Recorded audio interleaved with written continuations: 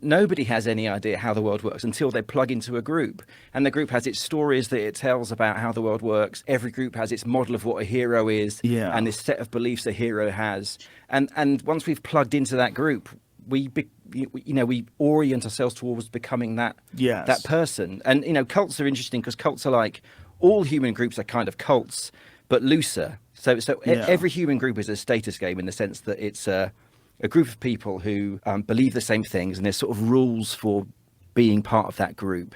And the better you become at following those rules and becoming its ideal of self, the higher you rise up that status game. The only difference between cult and a religion and a business and a political group is just that it's much tighter. So the rules are much stricter. There's a few things in there that stand out to me, Okay. but I want to get your Well, feedback.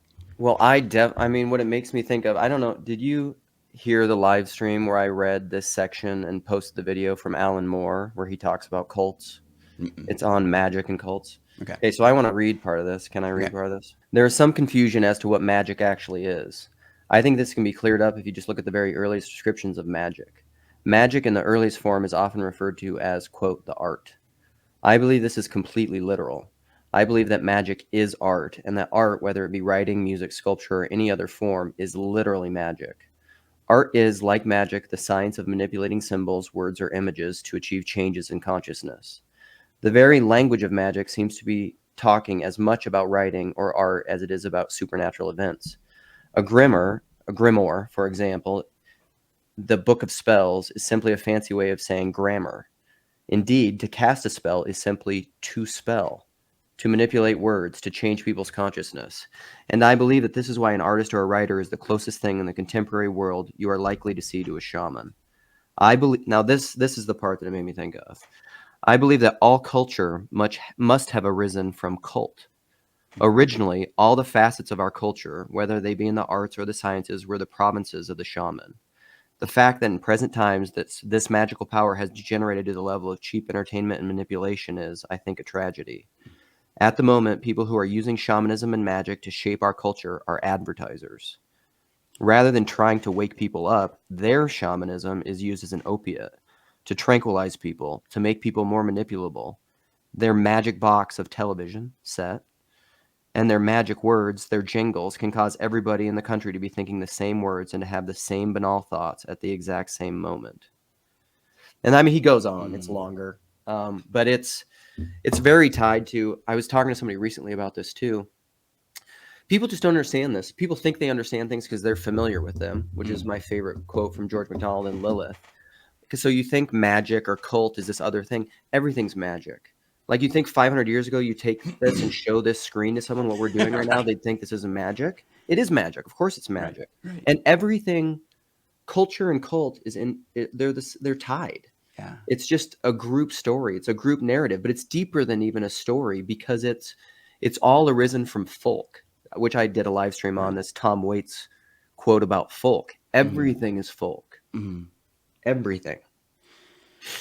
Well, and I think that I wonder about the application of cult in the sense that Will Storr and Joe Rogan are talking about it, in that, again, as we scale up, as community scales, as we tend towards that chaos that naturally happens with diversity and individuation, the cult, in the sense that they're talking about it, clamps down and becomes sort of a tyrannical version of what you just said, right?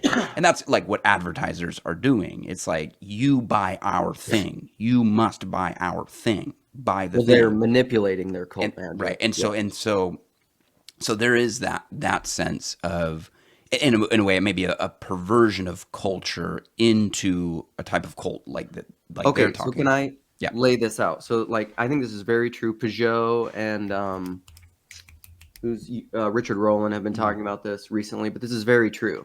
So you have one of my oldest ideas, way before TLC, before YouTube was even that big. I had this idea to write a book called Technological Babel. Yeah, okay. And it's very connected to this idea. Lots of people have been talking about Babel now. Jonathan Haidt, like his whole second thing is Babel. The Machine, Paul Kingsnorth, they talk about Babel. Roland and Peugeot been talking about Babel. But this was my basic idea a long time ago, which I didn't have a lot of words to be able to illustrate it. But as the chaos that you're talking about, as technology increases and scales, that is the Babel, as we are building this tower to the thing, which leads to this confusion and nihilism where nobody can even understand anything, and there's a confusion of language.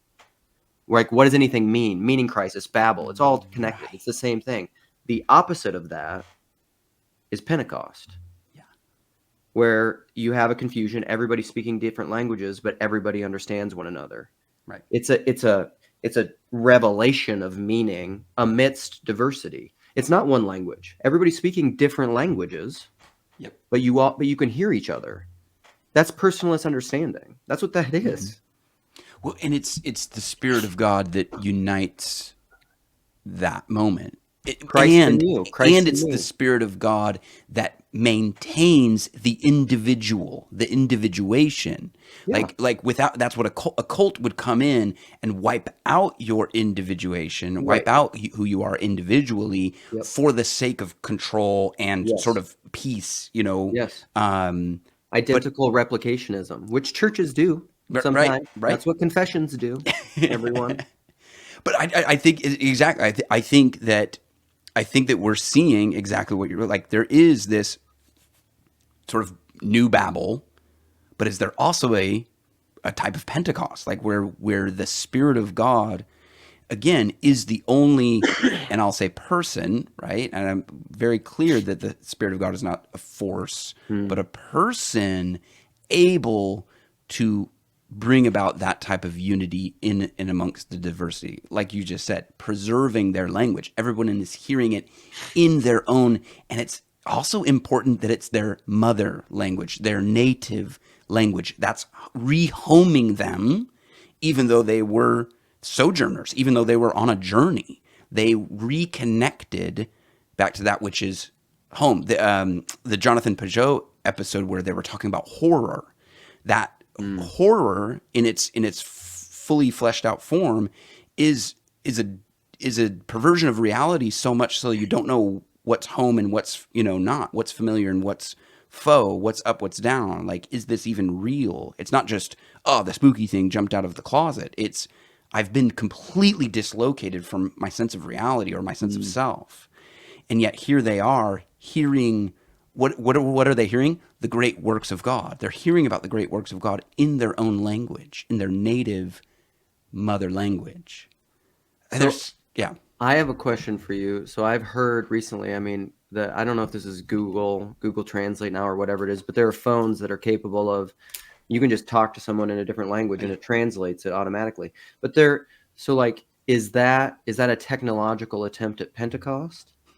Or, because this is the issue that I know even from my own biblical studies, and you get the spectrum of literal word for word translation and paraphrase translations, and this is the problem of translation a little bit, is that, and you can argue about these things endlessly, which the area that I know most intimately are these biblical studies and biblical arguments of exegesis and text. And so,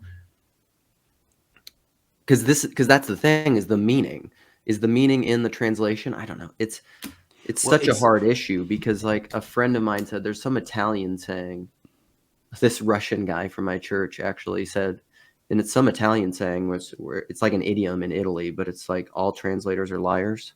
All translation is treason. Yeah. Is that it? Okay. Yeah. Well, and that's why it's always dangerous to read a Bible that was translated by one person. You want the Bible that has a robust cohort of people all engaging in dialogue and obsessing over how do we translate this word and yet maintain the greatest nearness to the original thing. Yeah. I think the key is that the Bible is story. It's not just propositional. Right. I think we would be in real trouble if it was just propositional theology. Yeah, but because it's story, the integrity, the meaning is maintained, even though it has been translated. Now, have we lost some? Yeah, like all translation is treason. I do think that that's true, but God chose to reveal himself through story, which to me was one of the big points to what Will Storr is actually talking about with Joe Rogan. Now, he's looking at it from kind of an atheist perspective. And so he's looking at these as like invented stories. But what if the story has been revealed by the creator?